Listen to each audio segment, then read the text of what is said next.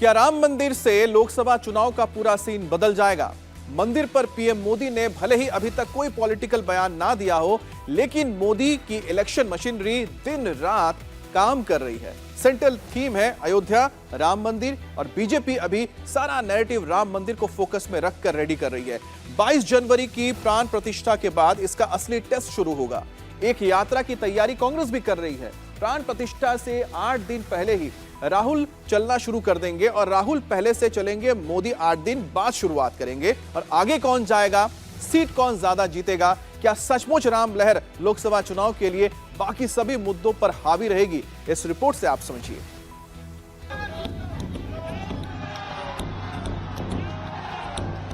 नगाड़ा बज चुका है, राम मंदिर की तरफ कूच हो गया है। घर घर अक्षत,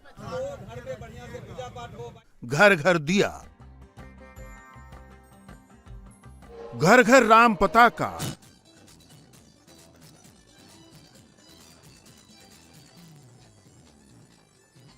घर घर राम ज्योति,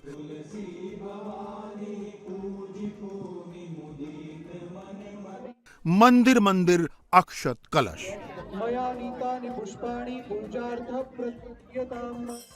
और गांव गांव तक प्राण प्रतिष्ठा का लाइव टेलीकास्ट।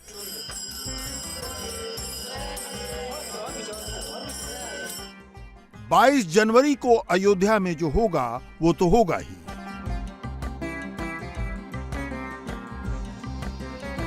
अयोध्या से सैकड़ों किलोमीटर दूर गांव गांव, शहर शहर राम नाम की एक लहर क्रिएट हो रही है।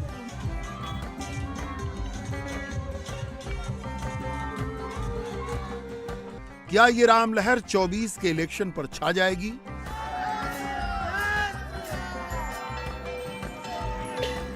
क्या राम लहर में मोदी 400 प्लस सीटें जीत लेंगे?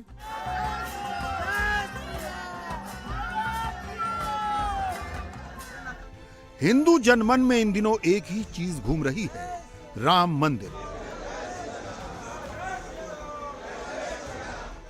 राम लला आ रहे हैं, मंदिर में श्री राम विराजने वाले हैं, सनातन का सपना पूरा हो रहा है। अक्षत कलश लेकर जब कोई जय श्री राम कहकर गुजरता है तो आम हिंदू दोनों हाथ जोड़ ही लेता है। घर के दरवाजे पर कोई अक्षत लेकर आता है तो हिंदू घरों में उसे माथे से लगा ही लिया जाता है। एक बार ही सही, हर हिंदू घर में जय श्री राम का नारा लग ही जाता है। राम लहर वहीं से क्रिएट हो रही है।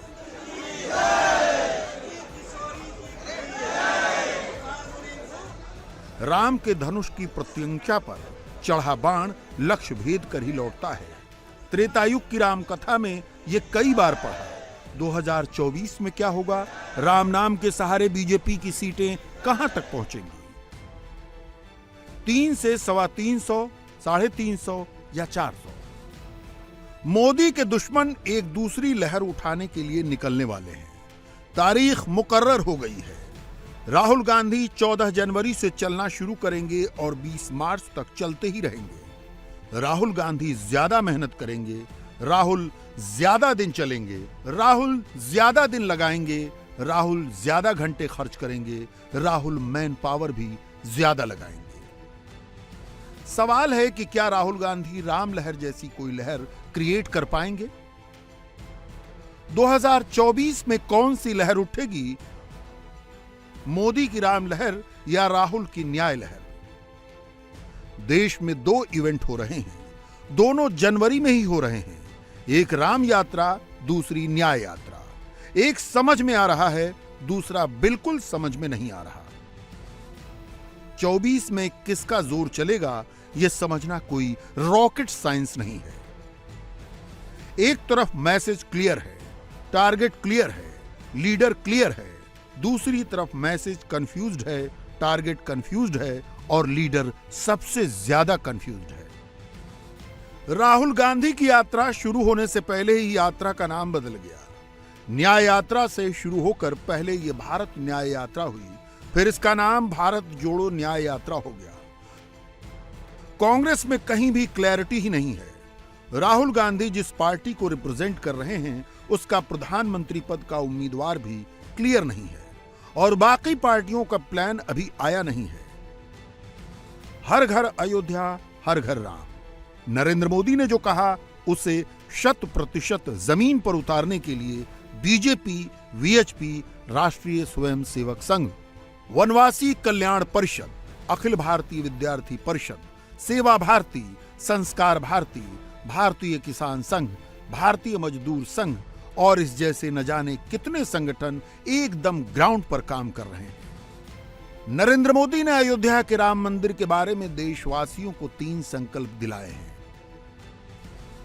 पहला, 14 जनवरी से 22 जनवरी तक मंदिरों में सफाई करनी है। दूसरा, 22 जनवरी को अयोध्या आने से बचना है। तीसरा, 22 जनवरी को अपने अपने घर में ही राम ज्योति जलानी है। ये ऐतिहासिक क्षण बहुत भाग्य से हम सभी के जीवन में आया है। मैं पूरे देश के 140 करोड़ देशवासियों को अयोध्या की इस पवित्र भूमि से प्रार्थना कर रहा हूं। अयोध्या की प्रभु राम की नगरी से प्रार्थना कर रहा हूं। मैं 140 करोड़ देशवासियों को हाथ जोड़ करके प्रार्थना कर रहा हूं कि आप 22 जनवरी को जब अयोध्या में प्रभु राम विराजमान हो, अपने घरों में भी श्री राम ज्योति जलाएं, दीपावली मनाएं। 22 जनवरी की शाम पूरे हिंदुस्तान में जगमग जगमग होनी चाहिए। मेरा आग्रह है कि 22 जनवरी को एक बार विधि पूर्वक कार्यक्रम हो जाने के बाद 23 तारीख के बाद अपनी सुविधा के अनुसार वो अयोध्या आए। प्रभु राम जी पधार रहे हैं तो हम भी कुछ दिन इंतजार करें। 550 साल इंतजार किया है, कुछ दिन और इंतजार कीजिए। नरेंद्र मोदी ने एक नैरेटिव क्रिएट करके सामने रख दिया। बीजेपी उसे घर घर ले जा रही है। उत्तर में भी राम, दक्षिण में भी राम, पूरब में भी राम, पश्चिम में भी राम। राम नाम की मैसेजिंग यूपी से लेकर कर्नाटक और तमिलनाडु तक पहुंचा दी गई है। नरेंद्र मोदी ने मुख्यमंत्रियों को भी काम पर लगाया है। मोदी के मंत्री भी राम नाम को घर घर तक पहुंचाने में लगे हैं। योगी आदित्यनाथ तो खैर यूपी के ही हैं, वो राम काज में लगे ही रहते हैं। धर्म एक ही है और वो सनातन धर्म है। बाकी पर्सनैलिटियां हो सकती हैं, पंथ हो सकते हैं, संप्रदाय हो सकते हैं। अयोध्या को सजाने संवारने, अयोध्या को हिंदुओं का सबसे बड़ा तीर्थ बनाने का बीड़ा योगी आदित्यनाथ ने उठाया है।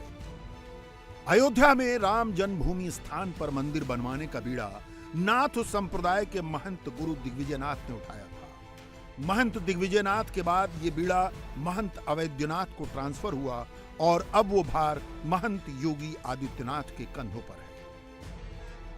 योगी पहले दिन से रामकाज में लगे हैं। वो कुछ करते हैं तो उसे बताते भी हैं, दिखाते भी हैं। मुझे याद है 2017 में जब मुझे मुख्यमंत्री बनाया गया था, मैं अयोध्या में, मैंने कहा दीपावली तो मैं अयोध्या में ही मनाऊंगा। लोगों ने मुझसे कहा क्या कर रहे हैं आप? मैंने कहा मैं जो कर रहा हूं सही कर रहा हूं।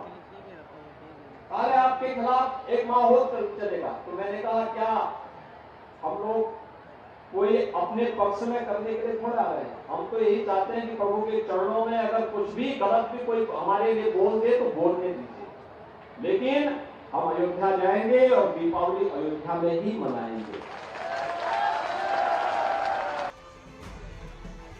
योगी अकेले नहीं हैं, बीजेपी के दूसरे मुख्यमंत्री भी इसी काम में लगे हुए हैं। एमपी के मुख्यमंत्री मोहन यादव घर घर अक्षत बांट रहे हैं। मोहन यादव एमपी के लोगों को राम मंदिर प्राण प्रतिष्ठा में शामिल होने का निमंत्रण दे रहे हैं। संसदीय कार्य मंत्री प्रहलाद जोशी कर्नाटक में लगे हैं। प्रहलाद जोशी कन्नड़ में राम मंदिर का अपडेट देते हैं। राम भजन भी कन्नड़ में सुनाते हैं।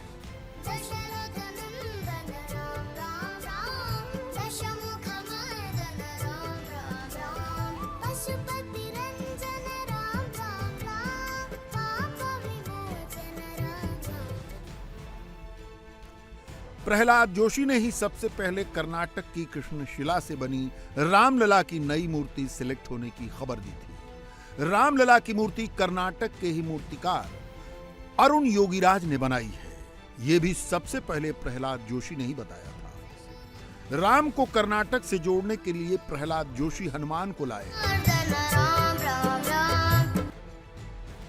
दरअसल कर्नाटक में कोप्पल के पास अंजनी पर्वत है, जिसके बारे में मान्यता है कि यहीं पर माता अंजनी ने हनुमान जी के लिए तपस्या की थी, इसलिए इसी जगह को हनुमान जी के जन्म से जोड़ा जाता है।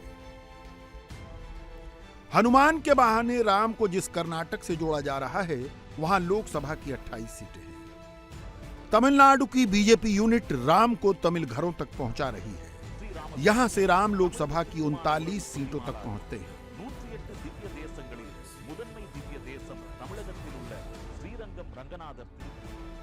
बीजेपी अध्यक्ष जेपी नड्डा ने हिमाचल में राम मंदिर वाला मैसेज डिलीवर किया।